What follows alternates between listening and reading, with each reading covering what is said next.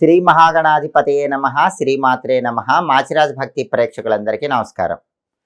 December 21వ తేదీ నుంచి డిసెంబర్ 31వ తేదీ వరకు మేషాది ద్వాదశ రాశులకి ఈ 11 రోజుల్లో ఏ గ్రహాలు యోగిస్తున్నాయో ఏ గ్రహాలు యోగించటం లేదో, యోగించని గ్రహాలు యోగించాలంటే ఎలాంటి ప్రత్యేకమైన పరిహారాలు చేసుకోవాలో, ఏ దేవీ దేవతల ఆలయ దర్శనం చేసుకోవాలో, ఎలాంటి మంత్రాలు జపించుకోవాలో, ఎటువంటి స్తోత్రాలు చదువుకోవాలో, ఎటువంటి దానాలు నిర్వహించాలో, సకల దేవతా స్వరూపమైన గోమాతకు ఎటువంటి ఆహారం తినిపిస్తే యోగించని గ్రహాలు యోగిస్తాయో, ద్వాదశ రాశుల వారికి ఈ 11 రోజుల్లో రాశి ఫలితాలు ఏ విధంగా ఉండబోతున్నాయో ఈ వీడియోలో మనం తెలుసుకుందాం. తదుపరి మిథున రాశి. మిథున రాశి వాళ్ళకి డిసెంబర్ 21వ తేదీ నుంచి డిసెంబర్ 31వ తేదీ వరకు ఈ 11 రోజుల్లో గ్రహాల సంచారం పరిశీలిస్తే సూర్యుడు మిథున రాశి వాళ్ళకి 7వ స్థానంలో సంచారం చేస్తూ వ్యతిరేక ఫలితాలు ఇస్తున్నాడు. సూర్యుడి బలం లేదు కాబట్టి మిథున రాశి వాళ్ళు పనిచేసేటప్పుడు ఏ పనైనా సరే మీరు సొంతంగా చేసుకోండి. ఆఫీసులో వేరే వాళ్ళతో కలిసి కొలీగ్స్తో కలిసి పనిచేస్తే క్రెడిట్ మొత్తం వాళ్ళకు వెళ్ళిపోతుంది. బాస్తో కొలీగ్స్తో జాగ్రత్తగా మాట్లాడండి, వాళ్ళతో జాగ్రత్తగా బిహేవ్ చేయండి, లేకపోతే వాళ్ళ వల్ల ఇబ్బందులు కలిగే సూచనలు ఉన్నాయి. రహస్య శత్రువులు ఉంటారు. రాజకీయాల్లో కూడా పక్క వాళ్ళు వెన్నుపోటు పొడిచే అవకాశం ఉంది, కొంచెం జాగ్రత్తగా ఉండాలి.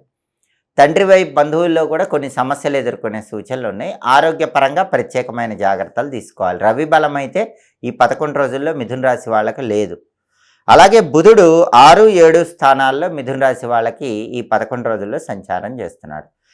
మొదటి 8 రోజుల్లో 6వ సంచారం చేస్తున్నాడు, అద్భుతంగా ఉన్నాడు. చివరి 3 రోజుల్లో 7వ సంచారం చేస్తున్నాడు, వ్యతిరేక ఫలితాలు ఇస్తున్నాడు. కాబట్టి మొదటి 8 రోజుల్లో మిథున రాశి విద్యార్థులకి అద్భుతంగా ఉంటుంది.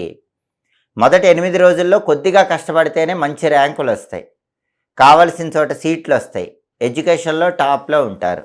ఎవరైనా కొత్త జాబ్ కోసం ఇంటర్వ్యూకి వెళ్ళాలంటే మిథున రాశి వాళ్ళు 21 నుంచి 31 మధ్యలో మొదటి 8 రోజుల్లోనే ఇంటర్వ్యూకి వెళ్ళండి. మీ క్వాలిఫికేషన్కి తగిన జాబు మంచి ప్యాకేజ్తో వస్తుంది. బిజినెస్లో కూడా మీరు ఊహించిన దానికంటే ఎక్కువ లాభాలు వస్తాయి. అయితే చివరి 3 రోజులు అంటే 29, 30, 31 ఈ 3 రోజుల్లో మాత్రం విద్యారంగంలో ఒడిదుడుకులు ఉంటాయి. కొత్త జాబ్ కోసం ఇంటర్వ్యూకి వెళితే కొత్త జాబ్ రాదు. వ్యాపారంలో కూడా పెద్దగా లాభాలు ఉండవు. ఇవన్నీ 29, 30, 31 ఈ తేదీల్లో కొద్దిగా ఇబ్బందికర పరిస్థితులు ఉంటాయి. కానీ 21 నుంచి 28 వరకు మాత్రం చాలా అద్భుతంగా మిథున రాశి వాళ్ళు విద్యా ఉద్యోగ వ్యాపార రంగాల్లో మంచి తిరుగులేని విజయాలను నమోదు చేస్తారు. అలాగే మిథున రాశి వాళ్ళకి కుజుడు 7వ స్థానంలో వ్యతిరేకంగా ఉన్నాడు. దీన్ని సప్తమ కుజ దోషం అంటారు. సప్తమ కుజ దోషం ఉంది కాబట్టి పెళ్ళిళ్ళు నిశ్చయం కావు. ఒకవేళ సంబంధం ఏదైనా కుదిరినట్టున్నా లాస్ట్ మూమెంట్లో మిస్ అయిపోతూ ఉంటుంది, చేజారిపోతూ ఉంటుంది. భార్యాభర్తల మధ్య కూడా చిన్న విషయాలకే పెద్ద పెద్ద పోట్లాట్లు అయ్యే అవకాశం ఉంది. కాబట్టి వివాహ సమస్యలు, దాంపత్య సమస్యలు అనేవి 7వ స్థానంలో కుజుడి సంచారం వల్ల మిథున రాశి వాళ్ళకి 11 రోజుల్లో ఉంటాయి. అదేవిధంగా శుక్రుడు కూడా 7వ స్థానంలో వ్యతిరేకంగా ఉన్నాడు. 7వ స్థానంలో శుక్రుడు ఉన్నప్పుడు పెళ్ళి బాగా ఆలస్యం అవుతుంది, సంబంధం నిశ్చయం కాదు. అలాగే కళారంగంలో కూడా అంత ఆశాజనకంగా ఉండదు. వైఫ్ అండ్ హస్బెండ్ రిలేషన్లో కొద్దిగా సమస్యలు ఉంటూ ఉంటాయి. టెక్స్టైల్, లేడీస్ ఎంపోరియం, బొటిక్ లాంటి వ్యాపారాల్లో కూడా పెద్దగా లాభాలు ఏం కనిపించవు. అంటే మిథున రాశి వాళ్ళకి 11 రోజుల్లో రవి బలం లేదు, అలాగే కుజుడి బలం లేదు, శుక్రుడి బలం లేదు. కేవలం బుధుడి బలం మాత్రమే మొదటి 8 రోజుల్లో, అంటే ఎక్కువ శాతం బుధుడి బలమే కాపాడుతూ ఉందని చెప్పుకోవాలి. కాబట్టి రవి, కుజుడు, శుక్రుడు ఈ 3 గ్రహాలకు సంబంధించిన పరిహారాలు చేసుకుంటే మిథున రాశి వాళ్ళకి ఈ 11 రోజుల్లో కూడా అనుకూల ఫలితాలు కనిపిస్తూ ఉంటాయి. సూర్యుడి అనుగ్రహం కోసం ప్రతిరోజు ఓం సవిత్రే నమః అనే మంత్రం 12 సార్లు చదువుకోవాలి. వీలైనప్పుడు నానబెట్టిన గోధుమలు బెల్లంతో కలిపి ఆవుకు తినిపించాలి. కేజింబావు గోధుమలు ఎర్ర వస్త్రంలో మూటగట్టి బ్రాహ్మణుడికి దానం ఇవ్వాలి. సూర్యాష్టకాన్ని రోజు చదవటం కానీ వినటం కానీ చేయాలి. దీనివల్ల సూర్యుడి బలం పెరుగుతుంది. నానబెట్టిన గోధుమలు బెల్లంతో కలిపి ఆవుకు పెట్టడంతో పాటు కేజింబావు గోధుమలు ఎర్ర వస్త్రంలో కట్టి పంతులు గారికి దానం ఇస్తే సూర్యుడు ఇంకా తొందరగా అనుగ్రహిస్తాడు, సూర్యుడి బలం బాగా పెరుగుతుంది. అలాగే కుజుడు 7వ స్థానంలో బాలేడు కాబట్టి నానబెట్టిన కందులు బెల్లంతో కలిపి ఆవుకు పెట్టడం, కేజింబావు కందులు ఎర్ర వస్త్రంలో మూటగట్టి దానం ఇవ్వటం ద్వారా కుజుడి బలం పెరిగి వివాహ దాంపత్య సమస్యల నుంచి బయటపడవచ్చు. శుక్రుడి బలం కూడా లేదు కాబట్టి నానబెట్టిన అలసందలు అంటే బొబ్బర్లు ఆవుకు తినిపించాలి. కేజింబావు అలసందలు తెల్లటి వస్త్రంలో మూటగట్టి దానం ఇవ్వాలి. అప్పుడు శుక్రుడి బలం పెరుగుతుంది. కుజుడి బలం పెరగటానికి ఓం సాం శరవణ భవ అనే సుబ్రహ్మణ్య మంత్రం 21 సార్లు చదవాలి.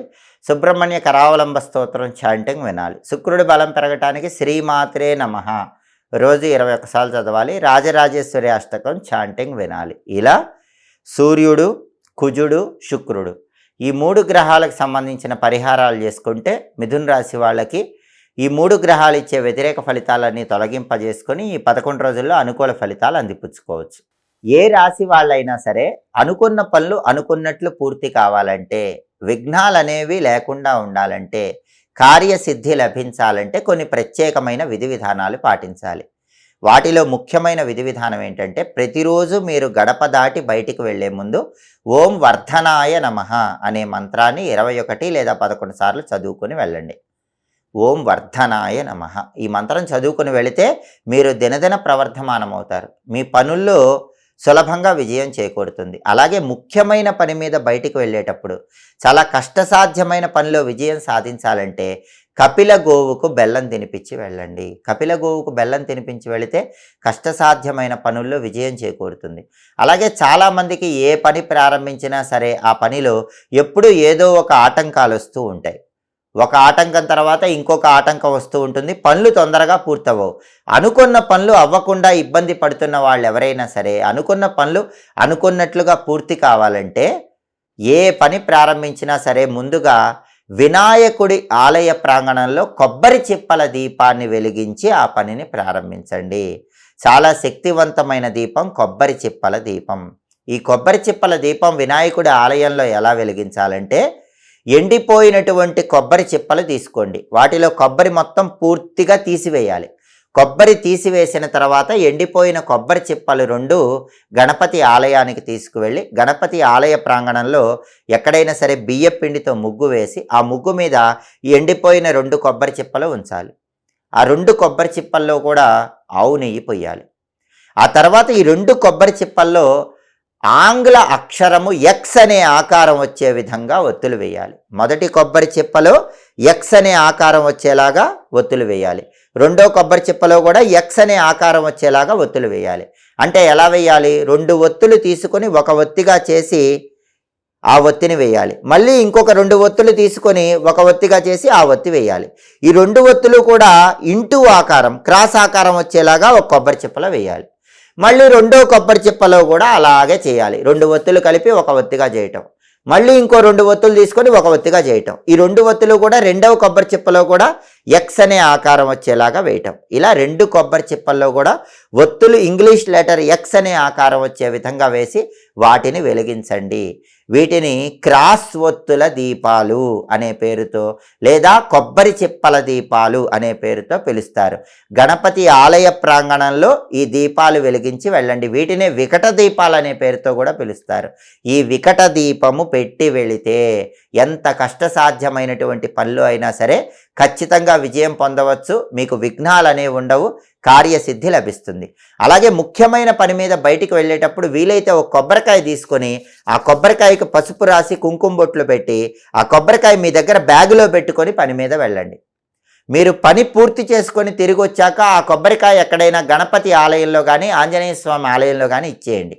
దీనివల్ల కూడా మీరు వెళ్ళి చేసిన పనిలో 100% విజయాలు రావడానికి ఆస్కారం ఎక్కువగా ఉంది. అలాగే కార్యసిద్ధి సులభంగా కలగాలంటే గణపతి ఆలయానికి వెళ్ళలేని వాళ్ళు ముఖ్యమైన పని మీద బయటికి వెళ్ళేటప్పుడు మీ ఇంటి బయట ఒక దీపం వెలిగించి వెళ్ళండి. ఆ దీపం ఎలా వెలిగించాలంటే ప్రమిదలో ఆవ నూనె పోసి అందులో లవంగం వేసి ఒత్తులు వేసి దీపం వెలిగించి వెళ్ళండి.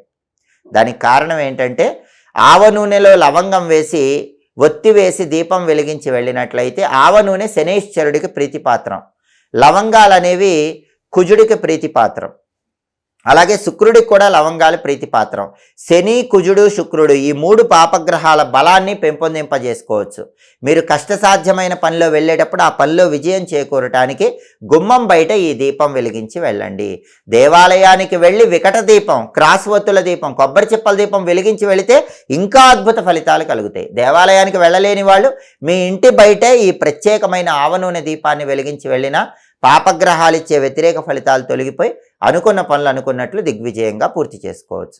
ఎప్పటికప్పుడు దినఫలాలు తెలుసుకోవాలన్నా, 10 రోజులకు ఒకసారి గ్రహాల సంచారం బట్టి రాశి ఫలితాలు తెలుసుకోవాలన్నా, మాస ఫలితాలు తెలుసుకోవాలన్నా, సంవత్సర ఫలితాలు తెలుసుకోవాలన్నా, గ్రహాల సంచారంలో వచ్చే మార్పును బట్టి పాటించాల్సిన పరిహారాలు తెలుసుకోవాలన్నా మా మాచిరాజు భక్తి ఛానల్ తప్పకుండా చూడండి. మా వీడియోస్ మీకు నచ్చినట్లయితే మా ఛానల్ లైక్ చేయండి, కామెంట్ చేయండి. మా ఛానల్ వీడియోస్ 10 మంది మిత్రులకు షేర్ చేయండి. మా ఛానల్ సబ్స్క్రైబ్ చేసుకోండి. పక్కనున్న బెల్ సింబల్ నొక్కటం మాత్రం మర్చిపోకండి. సర్వే జనాః సుఖినో భవంతు. స్వస్తి.